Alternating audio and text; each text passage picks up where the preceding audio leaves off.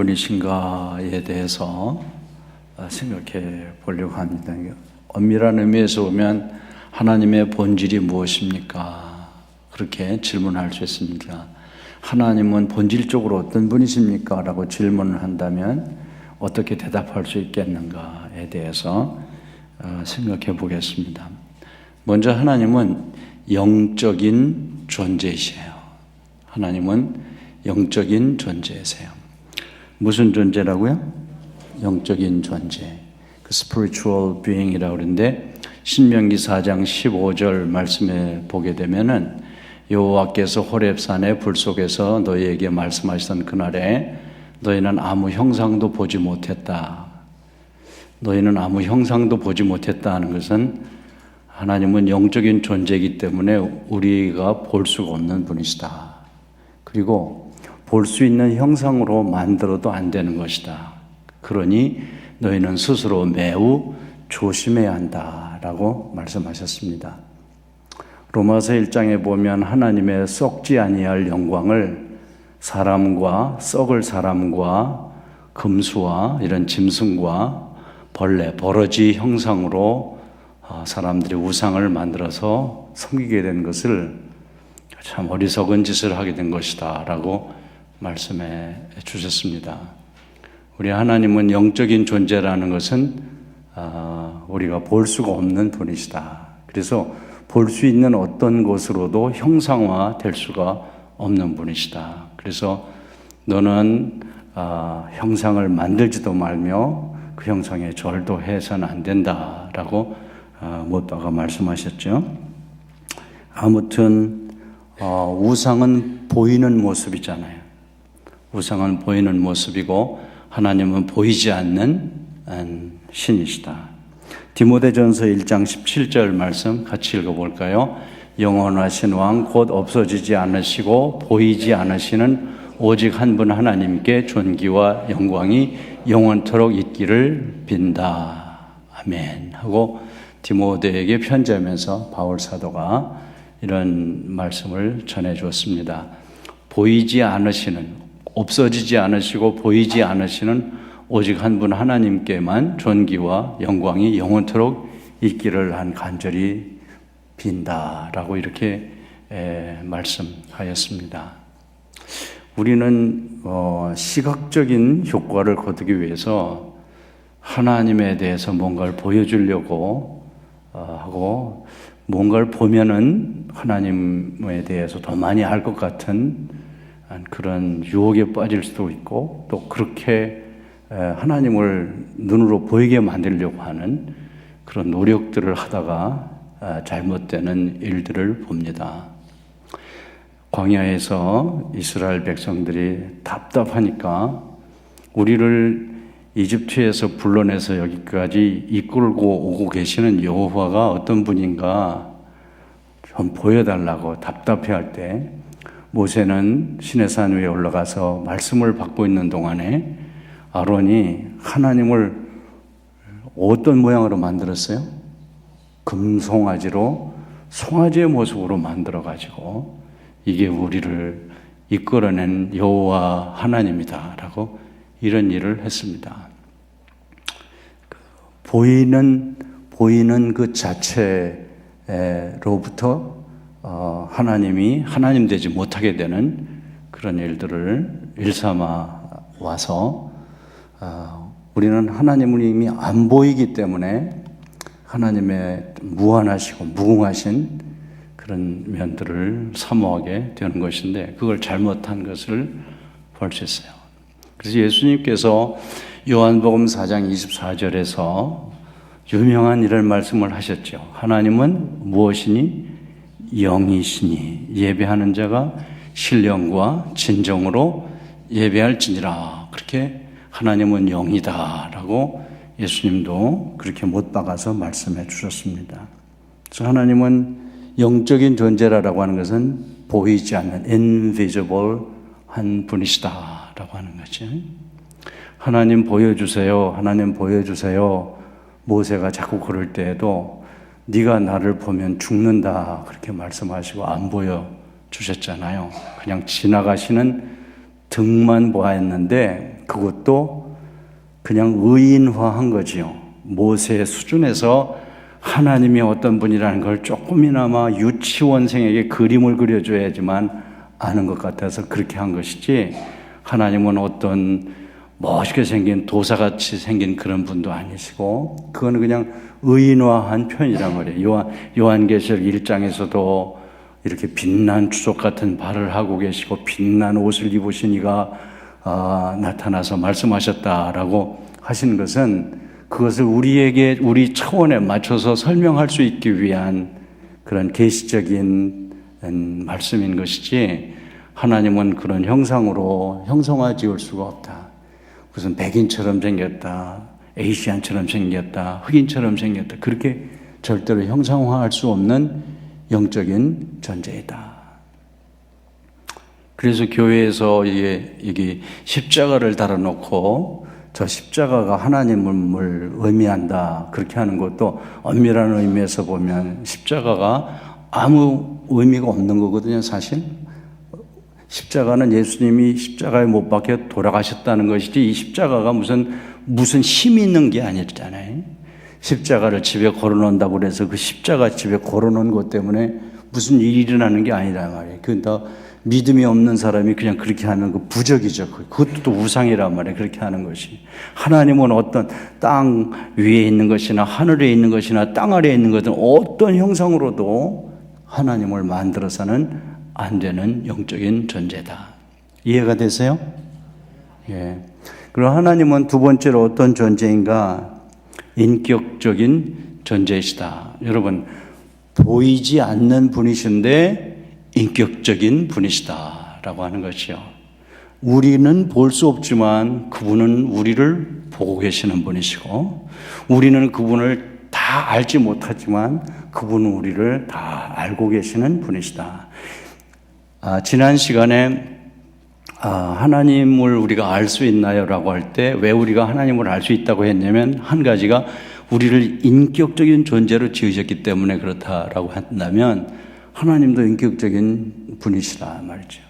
인격이라고 말할 때는 뭐가 세 가지가 필요하다고 그랬죠? 지, 정, 의가 필요하다고 그랬죠. 그래서 시편 139편 1절로 4절 같이 읽어볼까요? 크게 시작.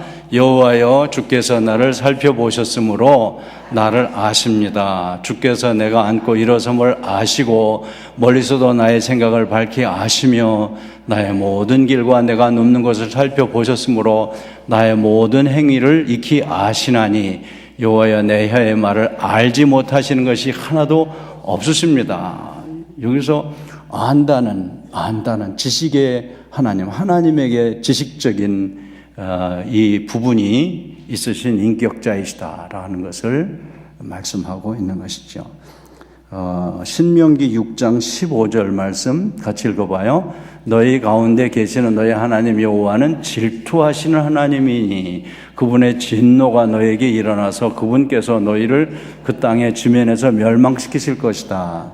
인격의 하나님의 뭐에 해당해요? 이건 정에 해당하는 거죠. 하나님에게도 감정이 있는 거예요. 질투하는, 진노하시는 이런 감정이 하나님에게 있으시다라는 것을 말씀하죠. 요한복음 10장 15절 말씀에 보면 하나님을 보여주시기 오신 예수님께서 뭐라고 말씀하시냐면, 아버지께서 나를 아시고 내가 아버지를 아는 것 같으니 나는 양을 위하여 목숨을 버린다. 나는 양을 위하여 I lay down my life for the sheep 이라고 말하는 것은 지정의 가운데 위에 해당하죠. 나의 의지를, 내 결심을 표시하는 그런 부분이다라고 하는 거죠. 우상은 보이는 visible form을 가지고 있는데, 보이는 그런 형상을 가지고 있는데 인격이 없어요. 그래서 성경에도 우상은 눈이 있으나 보지 못하고, 귀가 있으나 듣지 못하고, 코가 있으나 냄새 맡지 못하고, 그래서 지난 시간에 우상을 숭배하는 자와 우상을 만드는 자가 다 그와 같으리니, 그렇게 스투핏한 것에 대해서 말씀했어요. 그러나 하나님은 invisible being, 보이지 않는 분이시지만 He has a personality. 우리와 같은 지정이 인격을 가지신 분이시다. 그래서 우리는 인격적인 존재이신 하나님이시기 때문에 우리는 하나님과 하나님의 형상을 받은 우리로서 하나님과 교제할 수가 있는 것이고, 또 다른 면에서는 하나님은 바보가 아니시라는 거. 하나님은 우리가 무슨 장난쳐가지고 속아 넘어가는 그런 분이 아니시라는 거. 그래서 갈라디아서 6장 7절에 사람이 무엇을 심든지 그대로 거두리라. 하나님은 만물의 역임을 받지 아니하시나니라고 그랬어요. 여러분, 우리들도 지정의의 요소를 제대로 갖춰진 전인격의 요소를 갖춘 인격체는 웬만한 거 다 알아요. 누가 정말 우리 교회의 훌륭한 장로감인지 권사감인지 집사감인지 제대로 알아요. 하나님은 더 정확하게 아세요. 그래서 하나님하고 더 깊이 교제하는 사람일수록 이렇구나 저렇구나 하는 것을 올바로 깨닫고 알 수가 있는 것이에요. 하나님은 이렇게 영적인 보이지 않는 분이시지만은 보이지 않는다 해서 우리가 함부로 대하거나 보이지 않는다고 해서 무시할 수가 없는 아주 perfect personality를 가지신 분이시다는 거죠.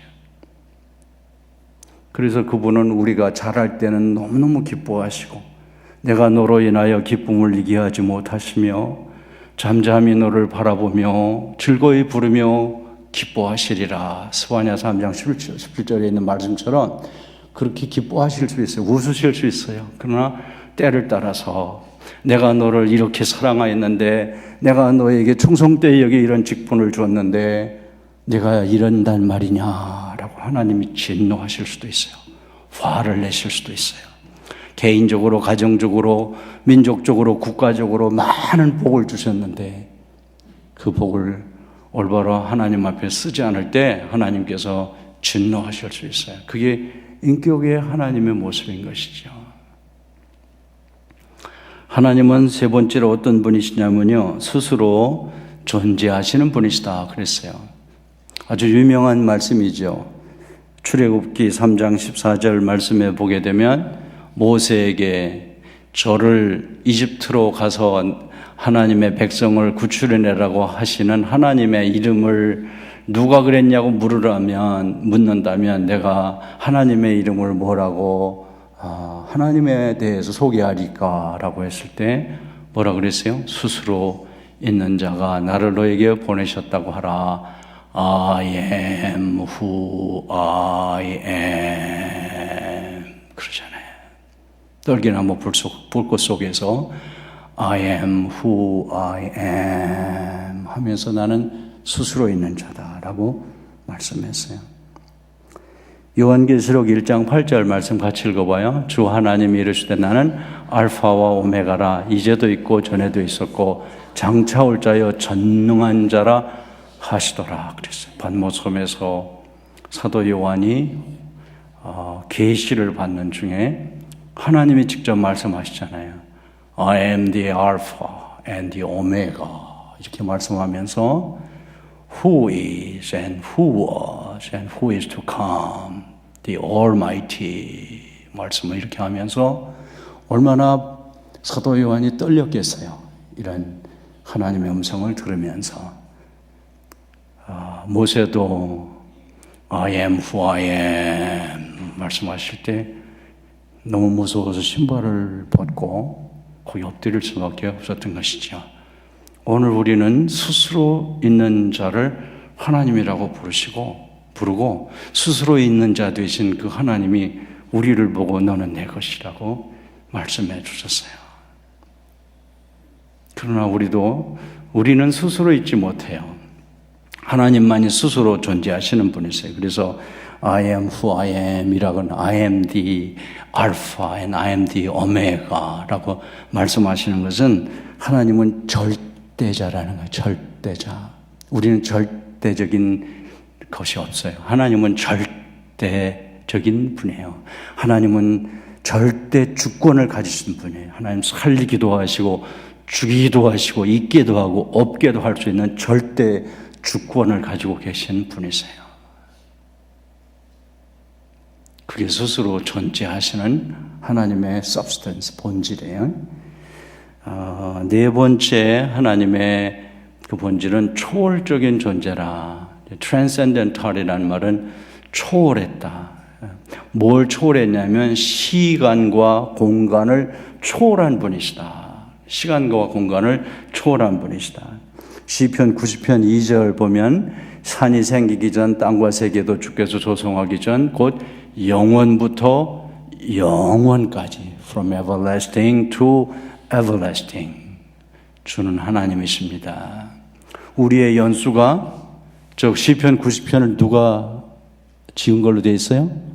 모세가 시편 90편을 기록하면서 우리의 연수가 70이요 강건하면 80이라도 어쨌든 아무리 건강해도 100살 대부분 다 못 살 거예요.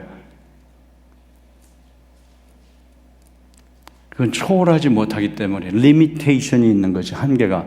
그러나 하나님에게는 리미테이션이 없어요. 그래서 초월하신 분이 시간적으로 영원부터 영원까지 from everlasting to everlasting 하나님의 연세를 따질 수가 없어요. 무궁무진한 시간 속에서 그 태초에도 하나님이셨고 BC 3000년에도 하나님이셨고 예수님 오실 때도 하나님이셨고 지금도 하나님이세요.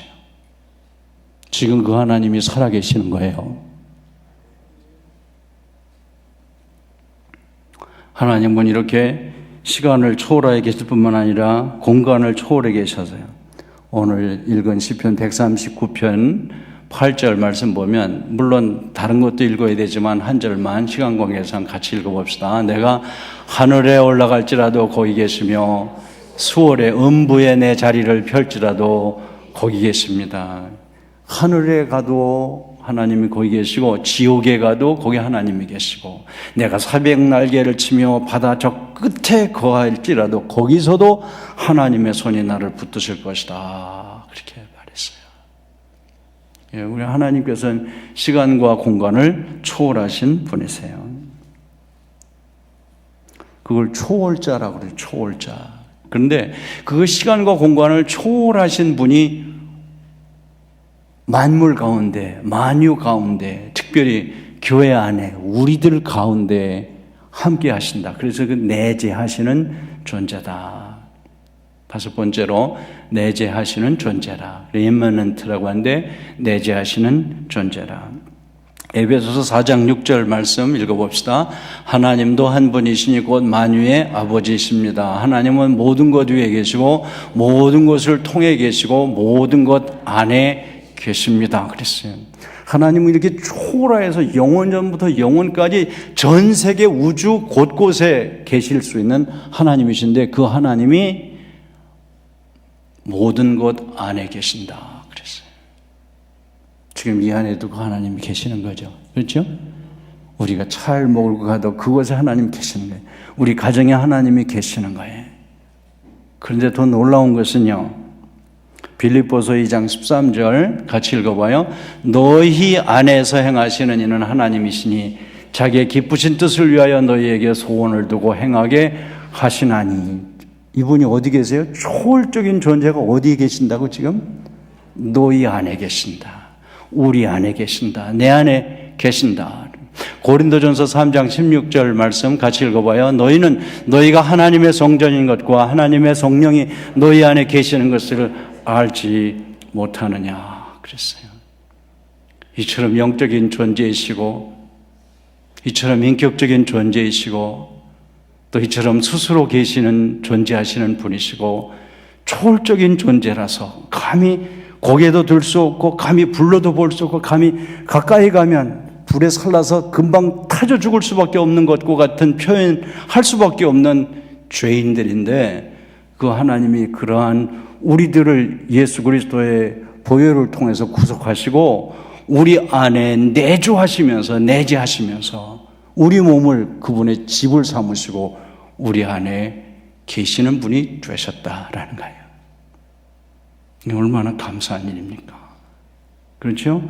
우리 몸은 뭐라고 말씀해서 너희 몸은 더 이상 너희 것이 아니라 값으로 산 것이 됐으니 그러므로 너희 몸으로 하나님께 영광을 돌려라 라고 말씀했어요.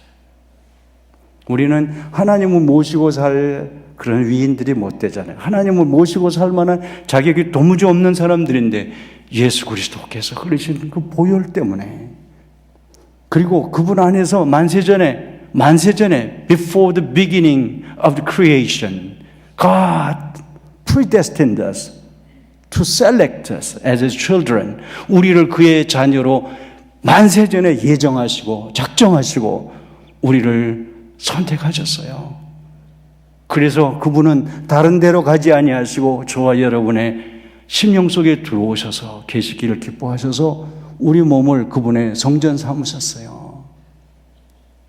그래서 우리 몸이 Temple of the Holy Spirit, 성령의 전이 된 것이에요. 제가 말하는 거 어려워요? 힘들어요? 지금 제가 얘기하는 거?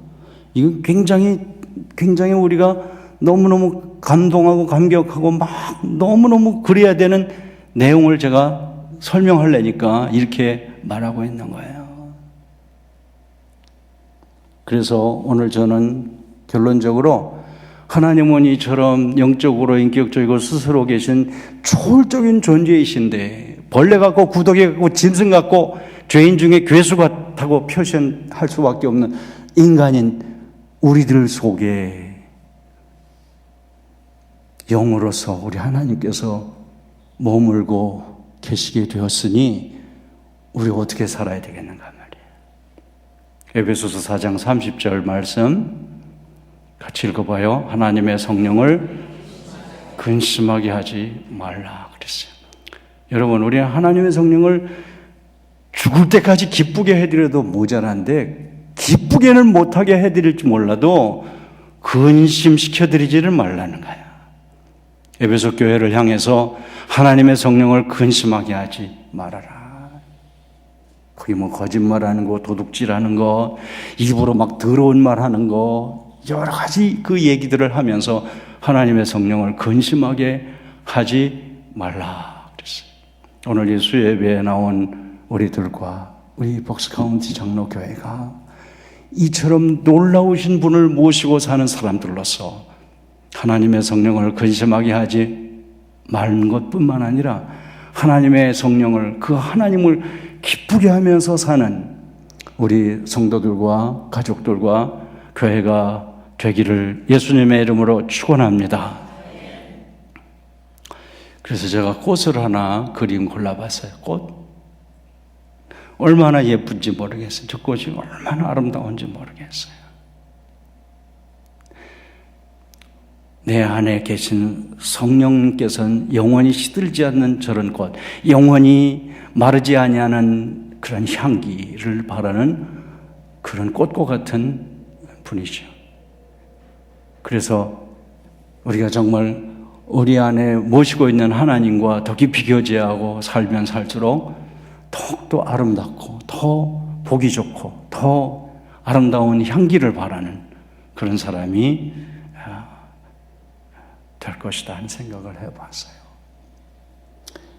그리고 지금은 우리 김 집사님 기도한 대로 결실의 계절인데 성령의 9가지 열매, 성령이 우리 가운데 계시니까 성령의 9가지 열매.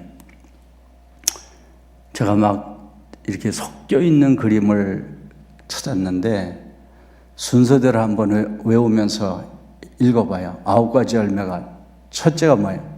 사랑. 두 번째 희락. 거기 있어요 지금? 예, 희락. 세 번째 화평. 네 번째 오래 참음인데 참음. 다섯 번째 자비, 양선, 충성, 온유, 절제. 절제하지 못하는 분이 먼저 절제가 나오는 것 같아요. 예. 하여튼 제가 이런 그 꽃을 보여드리고 성령의 열매를 보여드리는 그것은 저런 아름다운 꽃은 저절로 펴지지 않아요. 그렇죠? 많은 정성이 들어가야 돼요. 보살핌이 있어야지 저렇게 아름다운 꽃이 나오는 거예요. 저 열매는 그냥 맺혀질 수가 없어요. 육체를 조차 심으면 육체로부터 썩어질 것을 거두고 성령을 쫓아치면 성령으로부터 영생을 거두리라 라고 말씀하고, 사람이 무엇으로 심든지 그대로 거두리라 라고 하는 것과 같이 우리 안에 내주하고 계신 성령님 매일 근심시켜드리는 그런 생각이나 하고 마음이나 먹고 그런 말이나 그런 행동이나 하고 다니면 저런 열매는 맺을 수가 없어요. 저렇게 예쁜 꽃과 같은 크리스찬은 될 수가 없어요. 다 따라해 보세요. 감사하고 순종하라. 예, 나 같은 것, 이 금수 같고 버러지 같고 짐승 같고 죄인 중에 괴수 같고 그러다가 형편없이 끝날 수밖에 없었던 나 같은 것을 거처를 삼으시고 하나님께서 내 안에 임하게 되어신 것에 대한 감사와 감격이 있어야 돼요. 그렇죠? 저는 사실 목사 된 거 참 힘들어요. 목사하는 거 얼마나 힘든지 몰라요. 그러나 힘들고 힘든 일이 많이 있지만은 아무나 갈 수 없는 이 길을 갈 수 있도록 하나님이 내 안에 거처를 정하시고 때를 따라 저에게 감화하시고 감동하시고 영감을 주시고 말씀을 생각나게 하시고 기도하게 하시고, 그리고 오늘까지 제가 살아온 것이나 이 교회에 와서 이렇게 25년 가깝게 이곳에서 강단에서 말씀을 들고 여러분들을 향해서 말씀을 전할 수 있게 된 모든 것들이 다 그 하나님이 내 안에 내재하셔서 나를 도와주신 것임을 생각할 때 어찌 감사하지 않을 수 있겠어요? 그렇죠? 여러분들이 오늘 여기 있는 것도 그분 때문에 그런 것인데 감사하지 않을 수가 어디 있어요? 감사해야죠. 감사하고 감격해야죠. 그렇죠?